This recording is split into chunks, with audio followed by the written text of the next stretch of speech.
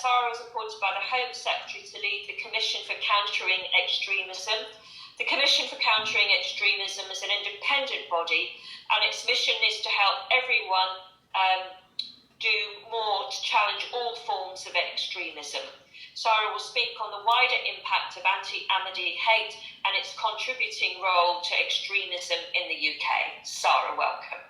Thank you. Thanks very much. And thank you to the APPG for inviting me to speak today, but also for producing such a detailed, timely and important report. I want to focus absolutely on what you've highlighted in the report, which is the overspill of anti-Ahmadiyya extremism from Pakistan into Britain. And as Commissioner, I've seen both in a professional and a personal level the horrific nature of anti-Ahmadiyya extremism. Our report, Challenging Hateful Extremism, which we published in October last year, highlighted some of that extremism in Britain, which Fiaz has touched on, from boycotting Ahmadiyya businesses, to the bullying of Ahmadiyya children in our schools, to local sakras denying Ahmadiyyas and becoming members, and in the worst cases calling for the deaths of Ahmadiyyas. And there's no doubt in my mind that such a behaviour meets my Commission's definition of what we call hateful extremism. And it's a definition we're actually calling on the British government to adopt and to build a strategy in countering. And we identify hateful extremism as behaviours which incite and amplify hate, or engage in persistent hatred, or make the moral case or justification for violence, and which clearly draw on hateful, hostile, or supremacist views at an out-group, and which causes harm to our society. And so, as a British citizen, as a British Muslim, I'm proud that our country, Britain, seeks to uphold and defend the rights of everyone in our country, regardless of race, sex, religion, or belief. And Britain is an inclusive, plural, and democratic country which promotes freedom of religion or belief, freedom of expression, and the rights of minorities. Hateful extremism, as I have seen, is the very opposite of all of these values. And when we don't stand up for these rights, we in effect allow extremism to flourish.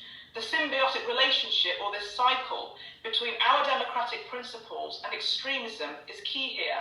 When extremism thrives, these values and freedoms I just talked about are further eroded and undermined. But equally, when we don't stand up for these values and freedoms, extremism gains ground.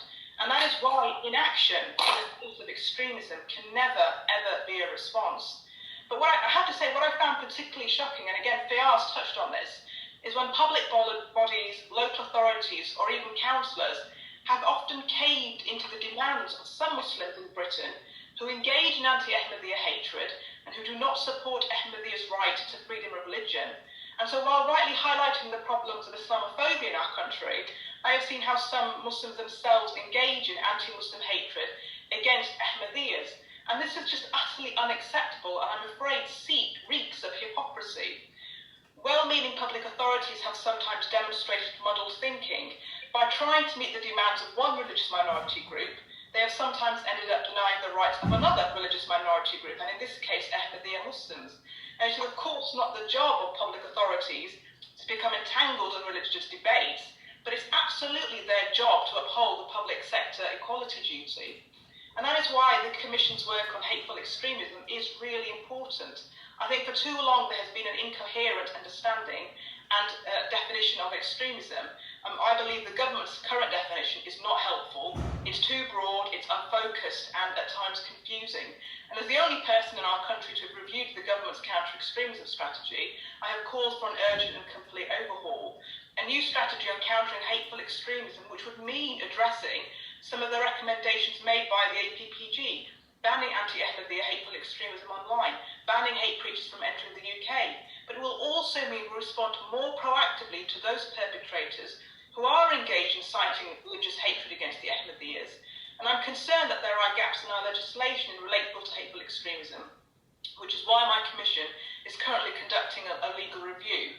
And we're also calling on the government to ensure that its online harms bill also, and it must include, hateful extremism, otherwise this will be a missed opportunity.